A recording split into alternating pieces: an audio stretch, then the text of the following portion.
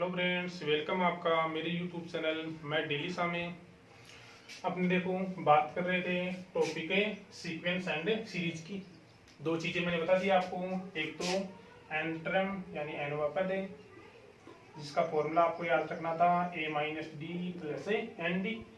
और दूसरी चीज बताई थी मैंने पीछे की वीडियो में कि आपके पास जैसे ये कोई श्रेणी है,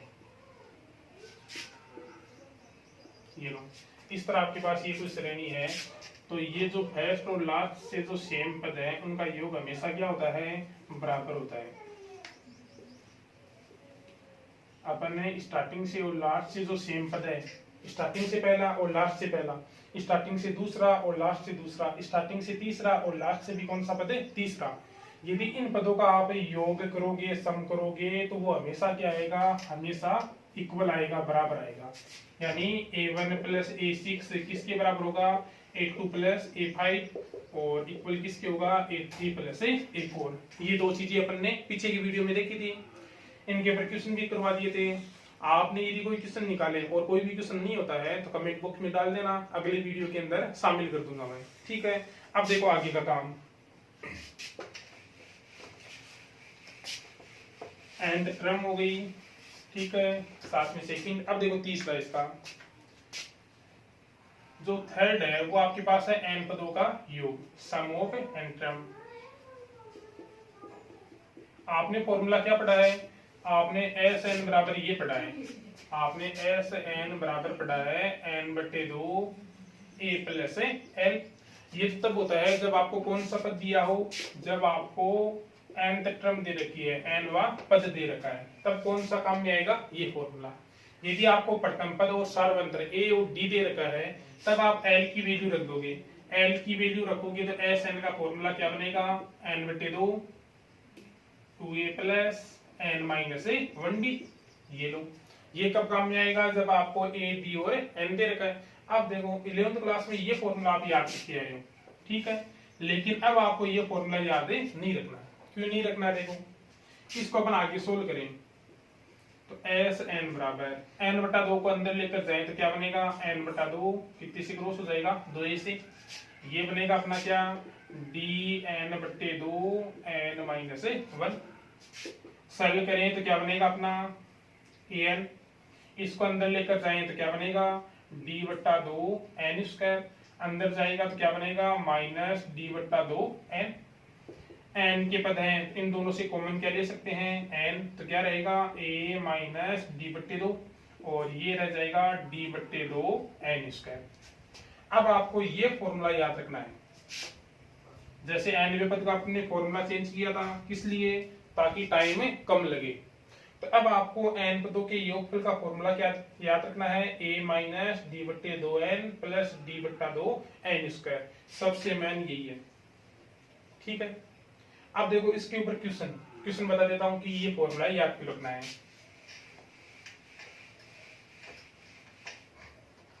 आपको एस एन है उसका दूसरा फॉर्मूला बता दिया मैंने, A minus D upon two N plus D upon two N square.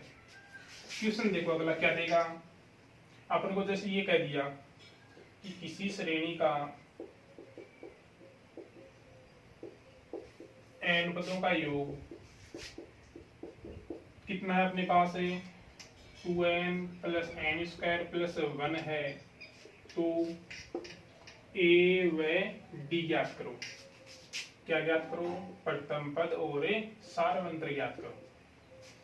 अब यदि आपने 11th वाला फॉर्मूला याद कर रखा है, कौन सा फॉर्मूला, 11th का ये फॉर्मूला याद कर रखा है, एन बटा दो बराबर क्या होता है, एन बटे दो 2a plus n minus one d. तो आप लोग ए और डी का मान नहीं निकाल सकते हैं, लगभग क्या करोगे, गलत करोगे। और यदि आपको ये फॉर्मूला याद है तो देखो अपन एस एन में देखें तो एन की बड़ी से बड़ी आपकी कितनी आती है, 2, और एस एन में एक तो एन स्क्वायर का पद होता है, एक पद किसका होता है, एन का। बाकी कोई भी पद एन पदों की योगफल में नहीं आएगा, एस एन में नहीं आएगा। अपन इसमें देखें तो जो अपन को एस एन दे रखा है उसमें पद एन का भी है, एन स्क्वायर का भी है, लेकिन एक्स्ट्रा पद कौन आ रहा है, अचर पद आ रहा है, जो कभी भी किसके अंदर नहीं आएगा, एस एन में शामिल नहीं होगा। एस एन में एक तो एन का पद आएगा, एक किसका पद आएगा, एन स्क्वायर का पद आएगा। उसके अलावा कुछ भी आता है, इसका मतलब वो श्रेणी कौन सी श्रेणी नहीं है, समांतर श्रेणी नहीं है। तो अपन इसको देखते ही बता देंगे कि इसमें एन स्क्वायर और एन के अलावा कौन है, 1 है। इसका मतलब आपकी जो ये श्रेणी है वो क्या नहीं है, एपी नहीं है। अपन को निकालने की ही जरूरत नहीं। और आपने ये फॉर्मूला तैयार कर रखा तो आप 100% निकालोगे और कुछ ना कुछ आंसर जरूर आएगा। ठीक है, दूसरा क्वेश्चन और देखो इसके ऊपर। जैसे आपके पास ये कह दिया किसी श्रेणी के n पदों का योग, n पदों का योग आपको दे दिया, जैसे कितना 3n प्लस 5n स्क्वायर है। तो क्या ज्ञात करो, a व d ज्ञात करो, ये कह दिया आपको। अब अपन देखो तुलना करें, अपन को ऐसा लगने क्या दिया है, एस एन दिया है 3n प्लस 5n स्क्वायर। अपन अपने फॉर्मूले से तुलना करें तो देखो n स्क्वायर का गुणांक क्या है, d/2। यहाँ पर n स्क्वायर का गुणांक कितना है, 5, यानी d/2 इक्वल किसके होगा, 5 के। क्रॉस गुणा कर दें तो d की वैल्यू कितनी आ जाएगी, 10। हो गया आसानी से। दूसरा n का गुणांक यहाँ तो कौन आएगा, a माइनस d/2, और यहाँ पर n का गुणांक कितना है, 3। d का मान रख दो, d का मान कितना रखोगे, 10 रखोगे तो 10/2 यानी कितना हो जाएगा, 5। -5 उधर जाएगा तो किसका हो जाएगा, प्लस का, और 1 की वैल्यू कितनी आ जाएगी, 8। तो अपन आराम से यदि ये फॉर्मूला तैयार है तो एस एन को देखते ही बता देंगे, d का मान ये आएगा, a का मान क्या आएगा, ये। ठीक है, और यदि n और n स्क्वायर के अलावा कोई तीसरा पद विद्यमान है तो वो आपकी क्या नहीं होगी, एपी नहीं होगी। ये ध्यान रखना सबसे महत्वपूर्ण है। क्वेश्चन देखो और करवा देता हूं इसके ऊपर।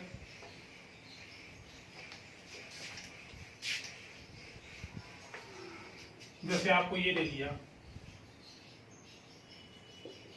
किसी श्रेणी का आपके पास n पदों का योग है,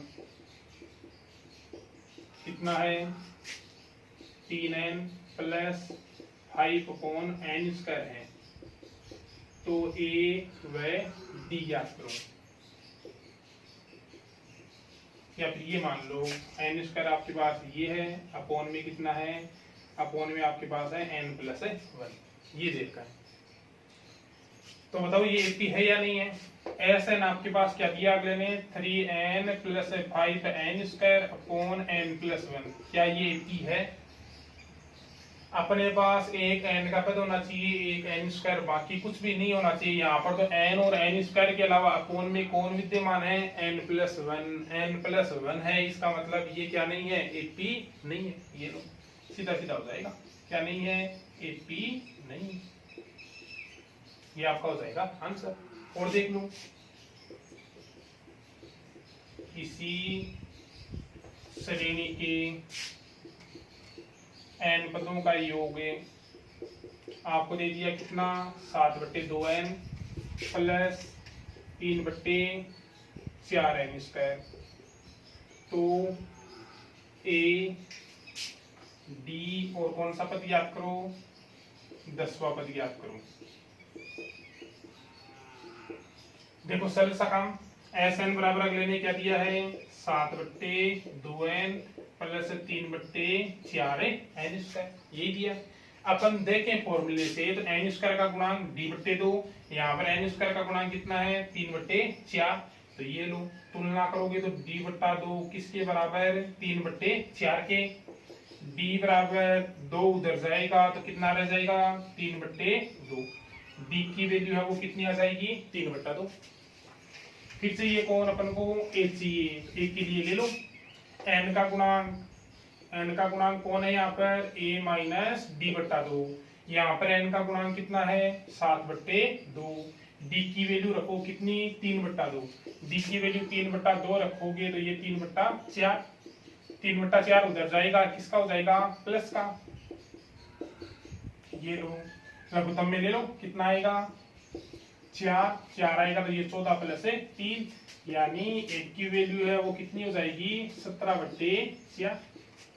ये आ गया, ये डी आ गया। अब क्या चाहिए, 10वां पद। तो 10वें पद का फॉर्मूला क्या होता है, ए प्लस नो डी।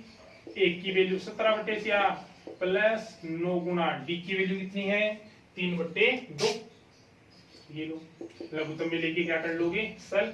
तो ये तो 17 रहेगा, ये 27, 27 तो कितना हो जाएगा, 54।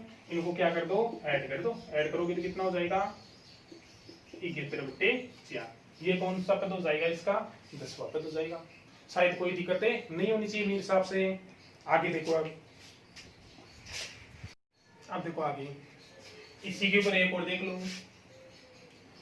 यदि आपको क्या दिया हो, n पदों का योग दिया हो, n पदों का योग Sn दिया हो, और आपको क्या ज्ञात करना हो, nवां पद ज्ञात करना हो। ठीक है, तो उसका फॉर्मूला क्या होता है, Sn minus Sn minus 1। Question देख लो, ध्यान ही रखना है, कितने फॉर्मूले 4 बता दिए मैंने।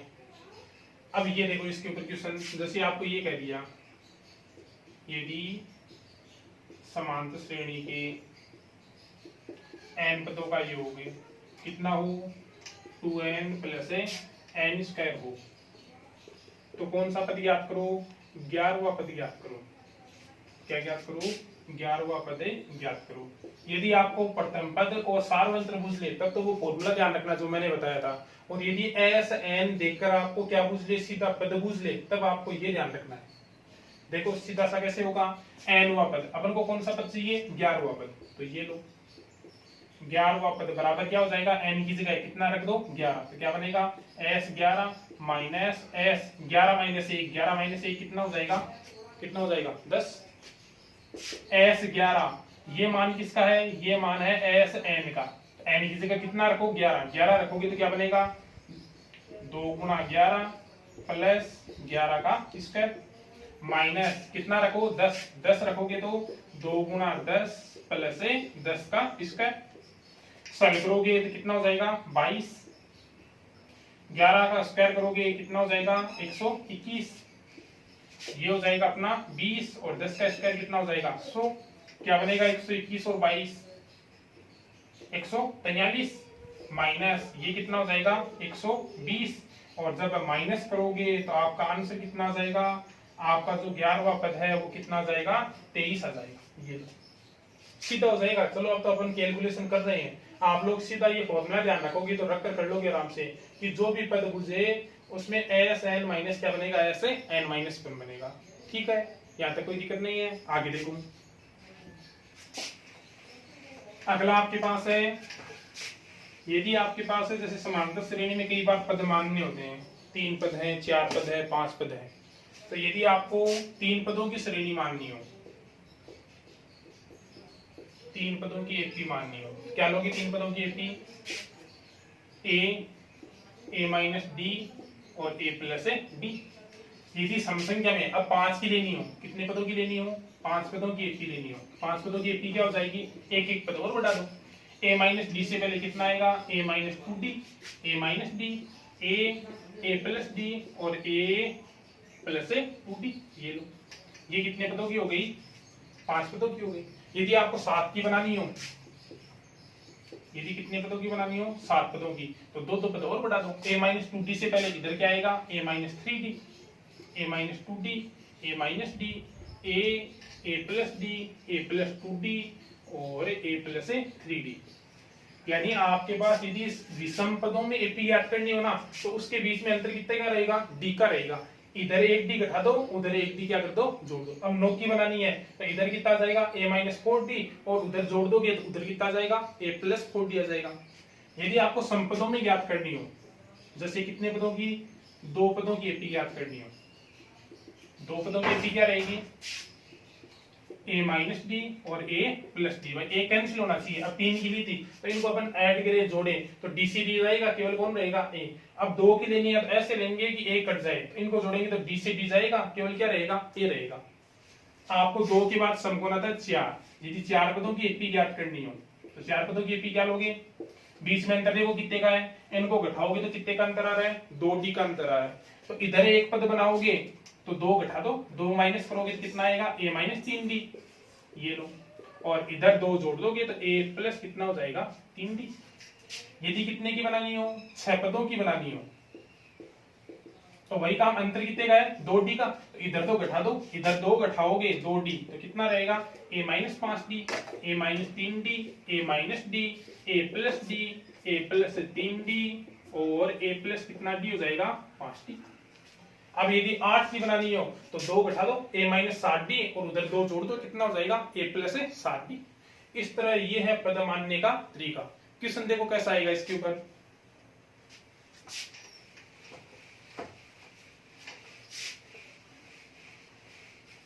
क्वेश्चन आपके पास आएगा कि जैसे ये कह दिया किसी त्रिभुज है, कुछ भी किसी त्रिभुज के कोण है वो किसमें है 80 में है, तथा सबसे छोटा कोण